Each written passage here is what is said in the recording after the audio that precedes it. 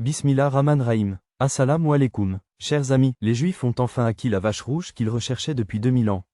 Leur livre indique clairement que la vache doit être sacrifiée sur une pierre près de Masjid Aqsa dès qu'elle atteint l'âge de 3 ans. Ces cendres doivent ensuite être placées dans les fondations du temple Souleymani. Mes amis, comme je l'ai dit dans la dernière vidéo, les Juifs prévoient de démolir Masjid Aqsa pour construire leur troisième temple, c'est-à-dire Eikal Souleymani. Ils croient que ce jour-là, notre troisième temple sera prêt, et que nous avons versé de la semence rouge dans ses fondations et mis ses cendres. Ce jour-là, notre véritable Messie viendra et nous régnerons sur le monde entier. Ainsi, mes amis, les Juifs obtiendront cette couleur rouge qui pend Bia Pilezal en septembre 2022. Il a été constaté qu'il ne reste que 300 mois pour leur évacuation, car après 300 mois, toutes les filles auront 3 ans. Selon leur livre saint, dès qu'elles atteignent l'âge de 3 ans, elles doivent être enterrées et leurs cendres doivent être déposées dans les fondations de Hallel Souleymani.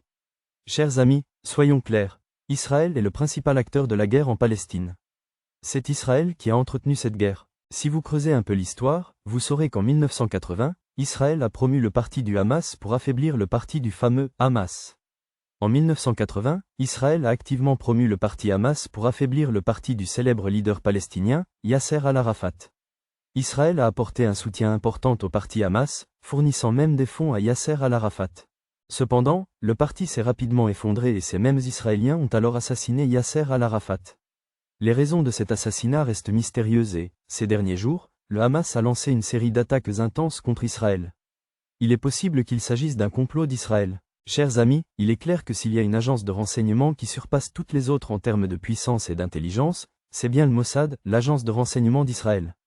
Cette agence de renseignement est si puissante qu'elle peut surveiller le monde entier à tout moment, en gardant un œil sur la situation dans chaque ville et chaque pays.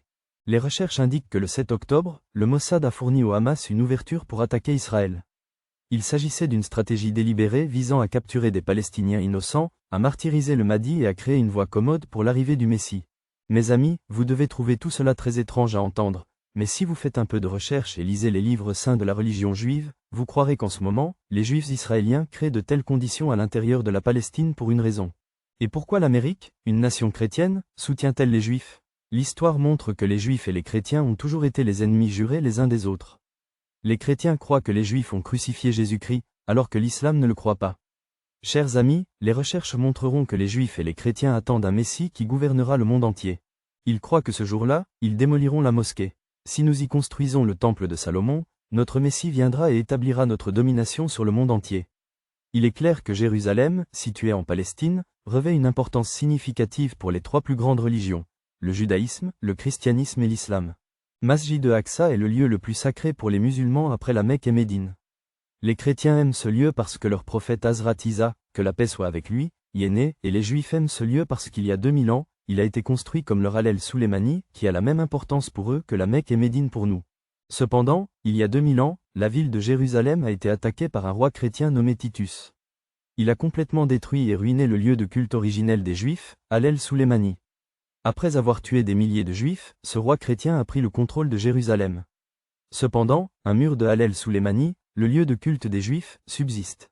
Les Juifs s'accrochent à leur temple et les pleurent. Nous prions pour la venue du Messie. Ô notre Dieu, envoie bientôt notre Messie dans ce monde, afin que notre domination soit à nouveau établie sur le monde entier. Jusqu'à l'époque de notre Seigneur sallallahu alayhi wa sallam, la ville de Jérusalem était sous le contrôle des chrétiens. Ils avaient l'habitude d'adorer à leur manière le lieu de naissance d'Isa, que la paix soit sur lui. Ensuite, les frontières de l'islam ont commencé à s'étendre et de grands pays se sont formés. Nous sommes certains que le Messie arrivera bientôt et qu'il établira notre domination sur le monde entier. Jusqu'à l'époque de notre Seigneur sallallahu alayhi wa sallam, Jérusalem était sous le contrôle des chrétiens, qui y pratiquaient leur culte sur le lieu de naissance d'Isa, que la paix soit avec lui. Cependant, sous le règne de Hazrat Umar, Ra, le célèbre compagnon Hazrat Abu Ubaïd, Ra, a conquis la Palestine.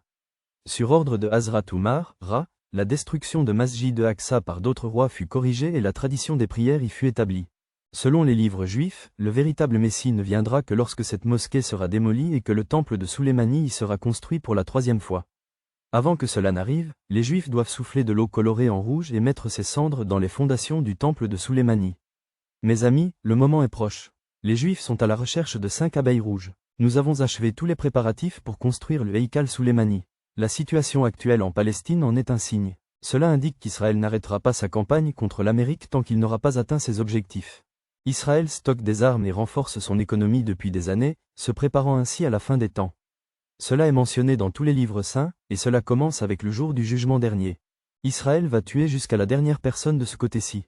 Sallallahu ta'ala alayhi wa sallam a dit que le corps sera tel que 600 enfants d'un même père sont des garçons, ils en auront tué 999. Après cela, le prophète et l'imam Mahdi, A.S., viendront, puis le prophète Isa, A.S. Tout se passera alors comme le décrivent les livres de hadith. Chers amis, il est impératif que nous, musulmans, sensibilisions nos concitoyens. Les juifs et les chrétiens doivent s'éveiller à tous les niveaux de leur religion. Il y a un savant nommé Le Kna qui croit fermement que ce qui est écrit dans nos livres se réalisera, mais il ne faut pas lire ces livres.